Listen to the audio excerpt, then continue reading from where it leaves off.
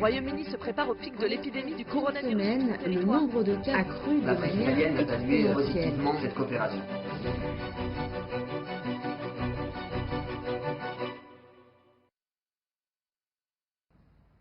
C'est par une lettre ouverte que Sam Woods, gouverneur adjoint de la Banque d'Angleterre, a demandé lundi aux 7 plus grandes banques anglaises de supprimer pour l'année 2020 leur paiement de dividendes, de bonus en cash au management senior et de rachat de leurs propres actions.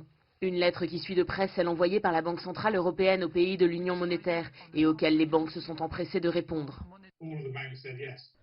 Contre toute attente, toutes les banques ont dit oui. Vous verrez des banques parler, comme la Banque centrale européenne, de revoir cette position début octobre. Il rappelle aux investisseurs qu'ils seront probablement capables de payer des dividendes, que ce soit approprié ou autorisé sont deux choses différentes. Ces banques voudront payer des dividendes et surtout les actions ont énormément chuté, donc les banques voudront se repositionner sur les marchés et acheter leurs propres actions. Si les banques centrales ont émis ces requêtes, ce n'est pas tant par réelle inquiétude que pour participer à l'effort collectif pour lutter contre l'épidémie. Ils ne sont pas inquiets pour le système capitaliste. En 2008 ou 2009, nous aurions été inquiets.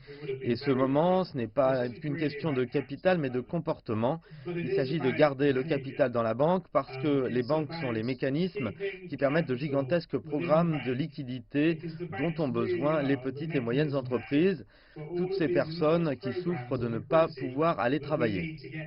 Les mesures de solidarité prises par les banques et les gouvernements aident les États et les citoyens le temps de la crise, mais auront également des conséquences une fois le plus dur passé.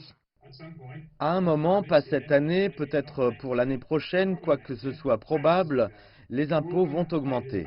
Nous allons devoir tout rembourser. Les banques sont les mécanismes les plus rapides et intelligents pour faire parvenir les aides du gouvernement aux personnes. Cela ne va pas se faire en une fois, mais les choses vont s'arranger, les actions des banques vont cesser de chuter et même revenir à la hausse, mais tout cela ne compte pas autant que de réduire le nombre de morts et d'empêcher l'économie de s'effondrer.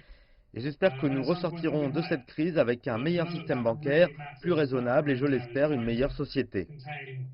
À l'inverse de la crise bancaire mondiale de 2009-2011, la crise sanitaire que traverse actuellement l'Europe est l'occasion pour les banques de démontrer au grand public qu'elles peuvent aussi soutenir la population et les entrepreneurs dans les moments difficiles.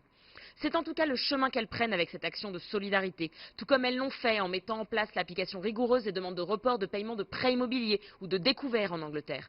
Des actions positives dans le climat de stress actuel, mais dont on ne peut s'empêcher de se demander qui en paiera la facture dans le paysage économique de l'après-Covid-19. Floriane Virgile, Londres, CGTN.